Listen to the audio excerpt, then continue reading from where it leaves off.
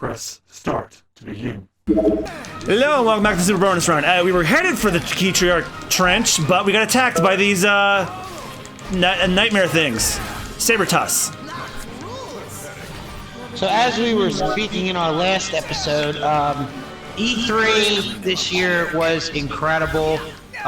We have our Kingdom Hearts 3 release date. Smash is coming to Switch at the end of the year. We also, for those, you know, who may not know this, but me being a huge Bethesda fanboy, as much as John is a huge Kingdom Hearts fanboy, you know, in your own right. Which that's gonna be pretty big. Fallout 76 finally got its full reveal. Basically, it's going to be an online survival, kind of like Rust, which Rust is actually not a bad game at all. It's just, you know, it's more tailored for PC gamers. But, you know, Fallout is going to be 76 is going to be, you know, tailored for both PC and console. Because I've actually seen gameplay of Rust, and it's actually not that bad at all. Yeah, I have too, except the people I was watching playing it took a more comedic approach to what they were doing. Yeah, but you know, but even then, like, it's not that bad. So, I'm hyped for it. Definitely gonna play it. And I have some friends that my one friend who was my former coworker pre-ordered the Pip-Boy edition, and I was like, damn, you did it that quick. So, so other than that, I'm definitely hyped for that. Already know about Red Dead Redemption 2. Which didn't get shown at all. Already. I'm shocked. I mean, what's that? It did, unless there was like a thing at one of like the table discussions during. They probably had a presentation at either Sony or Microsoft's like booth. Yeah, like that's what I mean. At the expo, which I can understand. Yeah, but it had no new trailers or anything like that. Honestly, that one trailer that they did have, that was plenty, honestly.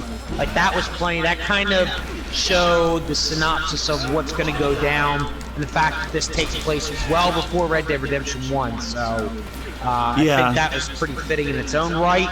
I guess you could say the same about Spyro. That's the other problem that we've had, was there have been a lot of too many early reviews before the main expo. Like, I mean, honestly, if I was like some of these gaming companies, like, oh, did you see the leaks? Did you see the leaks? Did you see the leaks? I fucking hate leak culture. I would just keep my mouth shut. I would just keep my mouth shut. You know why? Because that way it's just like in good time. But you just keep your mouth shut. Then once it comes to E3, then bam, you just unload it and then done. And then, you know, I mean, that's just me personally, but like, I get it. A lot of these companies caved on the pressure of, you know, oh, these leaks and blah blah blah. But it's just like, yeah, you know, you could have just kept your mouth shut anyway, and you could have just unveiled it at E3. So, yeah, I know Nintendo had a hard ass time trying to keep Fortnite coming to E3, coming to Switch a secret, because that kept getting leaked all like over the 3 weeks up to it, and then when they showed it in the direct, I'm like, no, that's Fortnite. Thanks to the leaks, that wasn't a fucking secret. See, and see, that's why I'm never gonna get into it, because Fortnite is becoming the new Call of Duty, so I'm just not gonna get into it at all. I will say this though, Sony. That was a bad move, locking people's accounts from being transferred over to Switch or Xbox.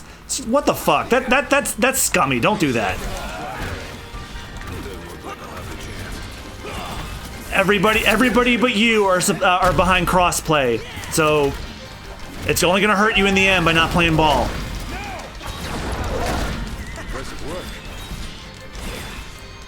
You know what I'm talking about, right?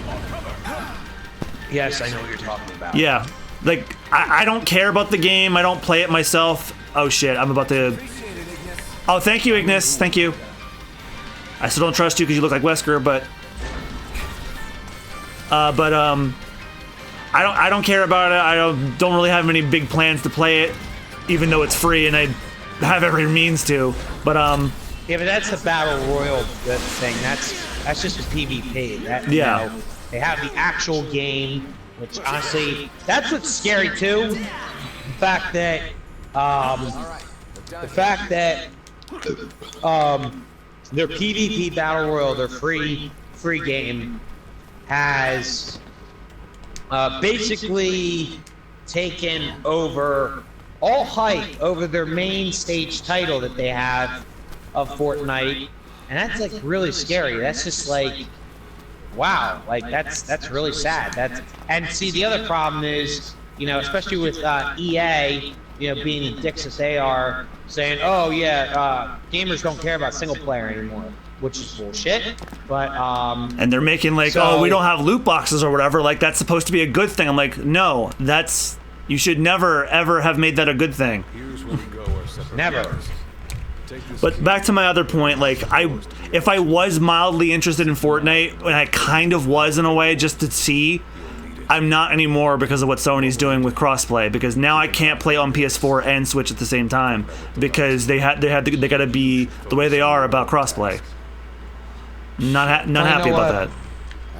We know what it is what it is, unfortunately. Because at the end of the day, you say it may hurt them, but at the same time, there's still people that are going to still buy, and there's still people that are going to still play, and Yep. Sony's just going to keep walking to the bank. That's it. Especially when you're an international company who has, you know, billions of consumers. Sorry, like, you know, I mean, yeah, Myself included. Now that I mention it. What's that? Myself included. Now that you mention it, is for all the shit I'm giving them. I'm playing on a PS4 exactly. this second. So, and no offense, like, but you know, and this is where I kind of tackle logic a little bit. But like, it's like, yeah, you know, you say that, and you say that, but even then, you're still giving into it. It's just like you're still giving into them. Whereas it's like, well, if you were totally against it and you were like totally, you know, against, like I said, against that, then you would, you know, be completely against them, like getting rid of your all your Sony equipment and everything else to say that. But even then, it's still you're still fighting a losing battle. I mean, I'm just saying to the general populace, you know, because there's a lot of people out there that are like, oh, you shouldn't do this because of this, you shouldn't do this because of that. But it's like, okay, well, you say that, and even though some people do agree with you, but here's the thing: when you look at the numbers, the numbers don't lie. You know, so it's kind of like, yeah, I mean, not saying give up, but you know, maybe try persuading more people, but even then, that's still an uphill battle. When the numbers are stacked, you're fighting a losing battle. So I wouldn't call it losing. I'd say uphill and steep cliff, but uphill, steep cliff up Mount Everest type battle. Yeah, essentially. But moving on from that, I'm gonna bring forth the apocalypse by saying this but I think Microsoft had the strongest showing this year. I'm going to be perfectly honest with you. That was the one show that I was like, you know what, this is going to be a big nothing. And honestly, they had ended up being like incredible. They had great variety. They knew how to keep momentum going. They had a couple stupid announcements in there, especially that Gears Funko Pop thing. But for the most part, they kept the announcements going. A lot of great third-party announcements. Like they showed the first Kingdom Hearts 3 trailer. They showed the Of course, and this really pissed me off. Oh boy, here we go. Forza Horizon 4 did get announced. Oh, never mind. Forza Horizon 4 did get announced, and of course it's not set in Japan. So me and a lot of other people in the Forza community are really pissed because it's like really. So wait a minute. Let's see. Forza Horizon 1, our setting was in Colorado. Forza Horizon 2 was in basically a modified version of France, Spain, and Italy. And Forza Horizon 3. Ooh, spiders! Spiders, they are alive. What's this new down song? But,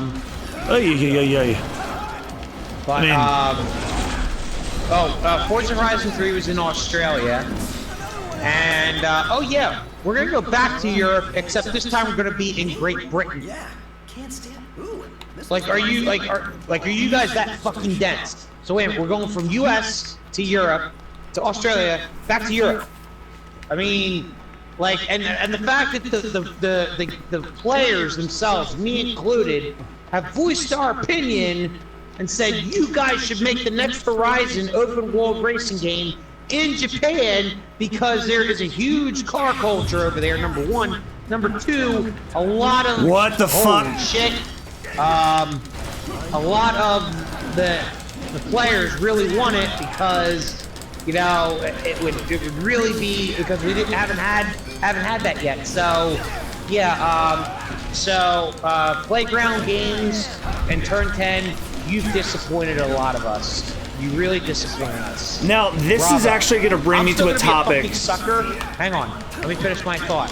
Granted, I'm gonna be a fucking sucker, and I'm still gonna buy it, but I'm still disappointed overall. Still disappointed. Now this brings me to a topic that I've been wanting to have since E3 passed. I've seen other people bring this up, and it's a lesson I had to learn too. We need to stop this culture of because here's what they give you, and then we're going to show it to you, and because you didn't get this one thing you wanted, all of a sudden their show is shit. Let me preface with this. Sony's show was garbage, and not just because they did not show off Medieval. I was still very upset by that, but that is not why I was upset. I was upset because the show was terrible. It was, oh, here's this musical performance for this trailer that shows almost no gameplay, and then we're going to sit and talk about it for 45 minutes, and then so on and so forth. And then another fine example we brought up last episode. Smash has all the characters from the franchise's past, and all of a sudden, oh, there's no Waluigi? It's shit. My point is, we can't sit here and go and then judge these companies and what they're presenting based on what we did not get. We have to judge them for what we did get and whether or not it was worth it or not. Because when you do that, you get into entitlement category, which gamers as a whole are infamously known for being, and we're only making that worse by being that way. So it just reminds me of all that's happened over the week, like with the whole thing with Waluigi. Well, here's the thing, John, and as much as I do agree with you, all right, I do agree. Oh boy. The problem with racing games, there's really not a lot to expand on because they're the same, engine, pun intended, over and over and over again. Right. In a way where it's just like, okay, basically, okay, so we're gonna take the engine, like here's what they did with Forza Horizon 3. They took the game engine from Forza Horizon 2, buffed the shit out of it, got it ready for 4K capability, and then resurfaced everything with a different setting, but basically same, with more stuff in it, and that there you got Horizon 3. So now, from what they're claiming, Horizon 4 is going to be is going to share the Forza Motorsport 7 engine when the Xbox One X was launched last year with the 4K capability. But even then, just from the looks of it, it's still going to be the same style. But we're just gonna really fancy it up with except it's gonna be snow. Oh, don't get me wrong, we had snow in the expansion packs, but like that's the problem, is that when you don't have too much to expand on, that's where it becomes a problem. Now, as far as like Smash is concerned, Smash is concerned, this is going to be on the Switch, which is going to be a much more capable system to handle this type of fighting game with all these characters and etc. And depending on what they're going to bring to the table, with the details that we do not know yet. So that I can understand because, I mean, if you've seen the history of Smash, it's really come a long way. So, I mean, and with other games, you know, have been able to expand on everything, but like when it comes to a specific genre where there's not much to expand on, that's where it becomes difficult. So that's where again, I'm not saying, you know, have the entitlement thing, you know, be entitled or anything, but it's just like it's really difficult not to, with something that is like still just the same song and dance that you really can't expand on. That's all I'm saying. You know, but you know, granted, still, I'm still gonna buy it. I mean, I'm gonna be a tool and buy it. Why? Because I love racing games. That point right there. So it's just like, you know, it's just disappointing. That's all. But it doesn't mean I'm not gonna stop buying them. I mean, hell, I bought Forza Motorsport 7, and basically I was playing the same thing like I did in Forza Motorsport 6. But, you know, just a lot better with a lot more response. But, you know, at least they improved on some aspects on that front. Yeah, it's okay to have expressed disappointment in something, but like to go on this giant crusade, like there's also it's the same thing with the people who, like, when they saw Pokemon Let's Go Pikachu and Eevee, they're like, oh, it's not the Diamond and Pearl remakes, or oh, it's not the Gen 8, so like what we're getting is shit, and let's dislike all the videos and all that. No, that's fucking stupid. Don't do that. To be perfectly honest, I'm hyped because it looks a hell of a lot better. I know that it looks a hell of a lot better than the games that I played in the past. Don't get me wrong, I love the classics, but this is a new take and a new platform. Yo, I'm hyped. And this is for people. It's for people who like may want to get into mainline Pokemon after they got to Go. Which the more people playing Pokemon, the fucking better. Exactly, and like I'm really hyped. The fact that like this game looks fucking gorgeous, by the way. And plus, it looks gorgeous. They did say, hey, this is what we got coming out this year, but you're getting a core new Pokemon game in 2019 anyway. So exactly. So if we get Let's Go games as a new series where they remake the other ones in the style of Go, core games and also core remakes, I'm fine. That's more money for them than I'm willing to give, as long as the games are damn good. Plus, not to mention, notice how like Nintendo Switch is slowly, you know, phasing into that portable on the go, just like a 3DS. So, like, honestly, I have not seen any 3DS support as of late. No, they're still supporting it. They're gonna support that till 2020 something, they said. Which I think is they're dumb, starting to but phase that out. They're starting to phase that out because the Switch has more capability on its own with incredible graphics. Not to mention, you can use it as a portable game station, you know, with the fucking Pro Controller. So, you know what I mean? Like, that's what I'm saying. Like, you know what I see happen, and I'm calling this right now. Next Anime Next or whatever, when Smash comes out, you're going to see a lot less people at their official stations. You're going to see a lot of people at the free tables with their own Switches with Smash. Okay, just got the notification for SharePlay stops in 5 minutes. Alright, what time are we at for an episode? Let's kill this thing and then call it an episode. Yeah, if we can kill it in 5 minutes. If I can kill it, period. You ain't killing it. It approached me. God, what? No, we're running the way. So next time on the Super Bonus Run, let's get the hell away from this thing. So thank you guys so much for watching. We'll see you guys next time. Goodbye. See ya. I'm outie. Get away from me.